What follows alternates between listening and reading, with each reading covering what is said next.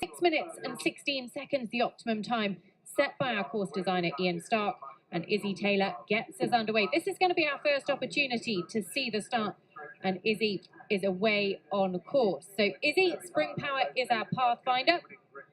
Now, Angus, talk us around this track, because you've been out there on course, not riding this exact course, but you've been out, you know the Chatsworth Hills. What can we expect? It's always tough here at Chatsworth. The hills, the undulations, like here coming to fence 3, you just see literally the ground just disappear and rise again. And there's loads of little nooks and crannies and bits of terrain like that the whole way round. So the horses never really get a true respite. It's not like they get an 800 metre of flat ground to gallop on. The riders are always negotiating their way round something, and it makes it unique, basically, to the rest of the world. Well, Izzy goes on to the Thomas Irving Equestrian Superstore combination at 4A and B, and the ground really does drop away there. An accuracy question at the B element, and Izzy safely clear through that. Now, Dan, we've talked a lot in the past about the speed required here at Chatsworth. Time is always costly.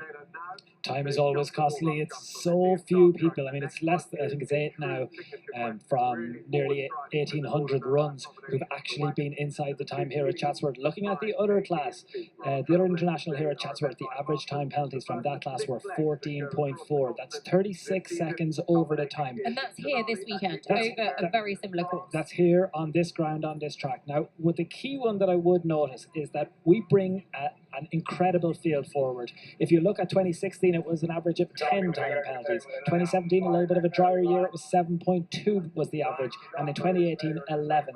I wonder if our average today might be higher, no matter how good quality of a class we have. Angus, you talked about that sticky ground. It's going to be a big challenge. But let's get back to the jumping. Izzy Taylor on screen. Yeah, so Izzy is now coming to what really is one of the first proper questions on this track. Now, I rode this exact fence yesterday, and I asked Ian what he wanted in the water, 3 or 4, and we see Izzy go beautifully on 4 strides between the first brush and the second brush, and she takes the slightly quicker option on the way out. There's two options, and it really is whichever one your horse catches on first. Now this, a very interesting question, but now, easy. The Voltaire saddles sit tight at 8A and B. That second angled brush, you can't quite appreciate from our view just how acute that angle is. No, it's incredibly acute, but it's so common now. Angles are very common in our sport. We saw at Badminton a lot of angled fences, and the horses, we train them obviously over these angles, and they just get used to it, how difficult it is.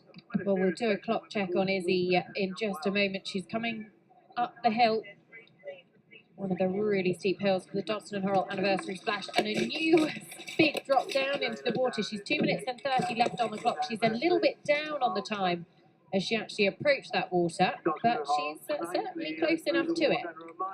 Yeah, and I really like that water because the Trakehner looks massive. So as a rider, we walk up to it and we absolutely, you know, need a spare pair of underpants because it looks enormous. But actually the horses, to them, they can see exactly what's behind it. They know exactly what they want to do. And Izzy's horse just popped in quite casually, really. Made it look very straightforward. Yeah. Which is the art of good course designing, is that it's supposed to look enormous for us, but the horses read it and just get on with it. Well, she goes to the Event Rider Masters Stag's Heads here, so she's 10 seconds down on the clock as she comes to those stag heads, but easily done there. That was very good, and you notice how she changed her pace a lot coming to the first element, the log, and that's so that if you take off in balance, you land in balance. Then she got sure that they've trained the horses properly, and you've got to run through all the things that they should be training their horses to do. Well, Izzy Taylor, Spring Power, is giving us an excellent indication because she is not hanging around on course. She's just under 40 seconds to get home. She's not quite going to be able to make it in terms of achieving that optimum time, but she's not going to be a huge amount over either. She's coming to the Wilbury Wonder Pony Flyer at 17, and there's a really huge ditch and brush. And then it is a real accuracy question. So we see come to the first corner. and made a little bit of a mistake at the first corner. She knocked the flag, but actually very, very good riding from Izzy. She rebalanced the horse, rode the turn beautifully. And the thing with those turning questions is that you don't try and turn too soon. You've got to hold your line and you've got to ride the turn. Otherwise, you make the fences more difficult. Well, Izzy just pops the last and safely clear through the GHL finish. 12 seconds over the time. 4.8 time penalties. Finishes on a score of 52.0. Think we're going to see people achieve it, Angus? I would say yes.